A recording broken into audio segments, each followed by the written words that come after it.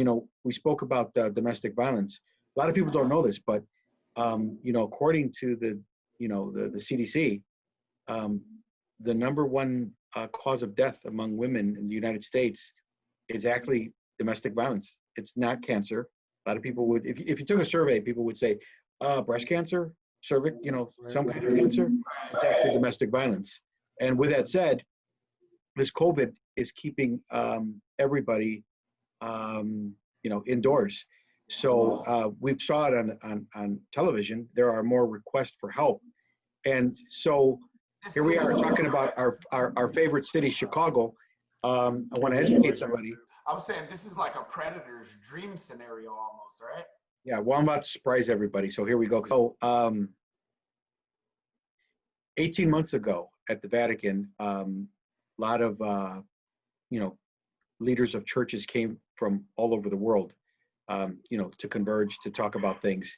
And for the first time in a long time, if ever, the Catholic Church decided that it was going to embrace victims of domestic violence, and that there needed to be something done. And a lot of people don't know this, but here's where Chicago makes history yet again. So the Pope turned to Cardinal Blaise Cupich, and said that this model will happen in Chicago. He chose Chicago, and it was, in Chicago here, unfortunately, I think we started the show where we said we were going to talk about the bad things and the violence and all that, but we have to. Sometimes we just have to step up and identify things and make them work.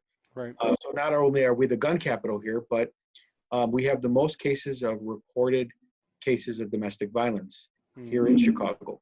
And so that torch was handed to Cardinal Cupich. Cardinal Cupich then sought out a retired priest, Father Chuck Dowd, who had always been taking domestic violence on, had always been ahead of the game, and providing services, not just for the victims, but also for the abusers.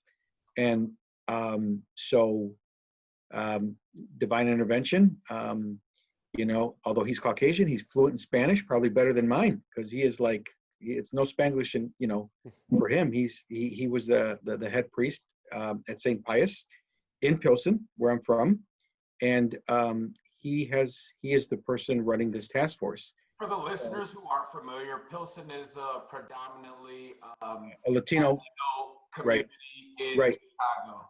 Right. Southwest-ish of downtown. Right. And there is so Chicago leads the country in the most reported cases of domestic violence, but in Chicago, most of your domestic violence calls come from Latino communities.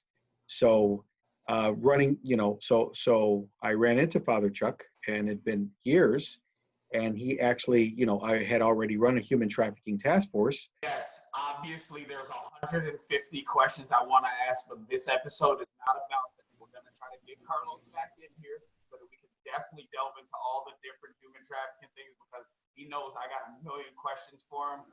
You got to vet my questions, because there's a certain amount of stuff you can talk about.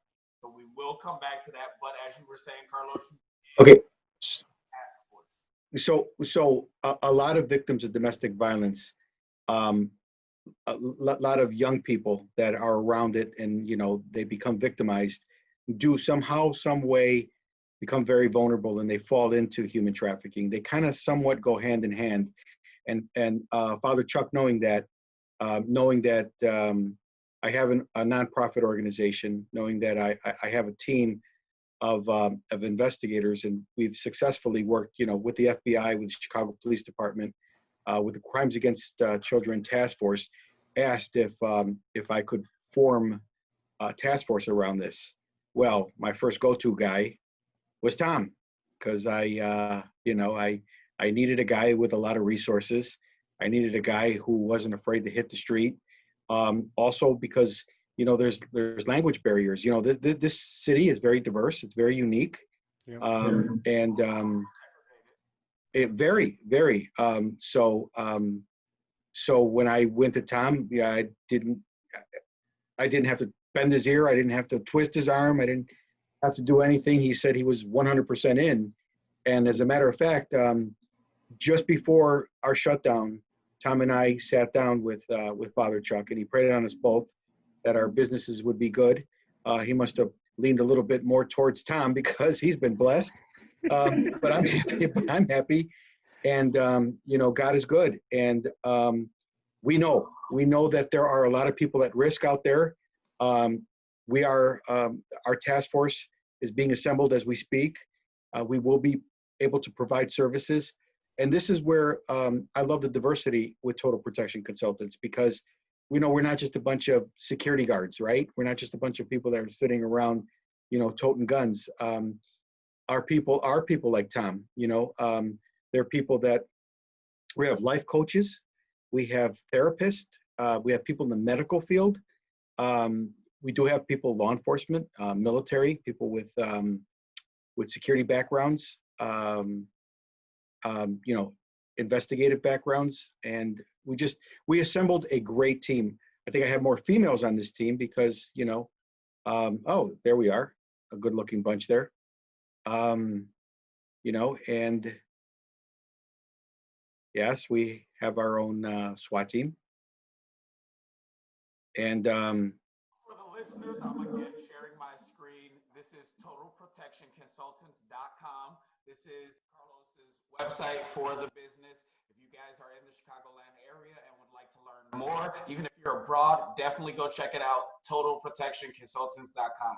Yes, and they have their own SWAT team apparently. You guys do classes? Okay, I see. yeah, Active shooter training, Yep. active shooter instruction certification, Yep. Illinois, Utah conceal and carry license. I actually need to I'll probably have my wife actually join you guys' classes because, you know, she wants proper firearm safety training. And if yeah, ask her if she wants to be an instructor. We need female instructors. she's bilingual too. You know what? We should talk to her. I want to know a little bit more about the concealed carry. I mean, what's that process like? So our agency does do concealed carry. You know, the funny thing is, when the governor talked about what would be essential, gun stores became essential because we knew that under the Second Amendment, there's a right to protect yourself. It's a right to bear arms, and people have the right to be safe. Right. And again, here we go again talking about all the gun violence. But you know what?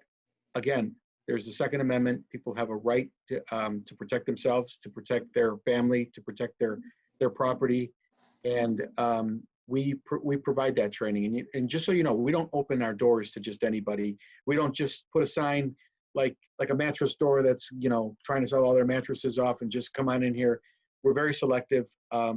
We like to focus on people that are truly in the community, whether they're a business owner or, you know, they're part of the community, they have a family, because, you know, it's a responsibility for us. And, you know, we don't want to certify somebody who down the road we find out, you know, used the firearm in a way where they committed a crime or they did something they weren't supposed to do.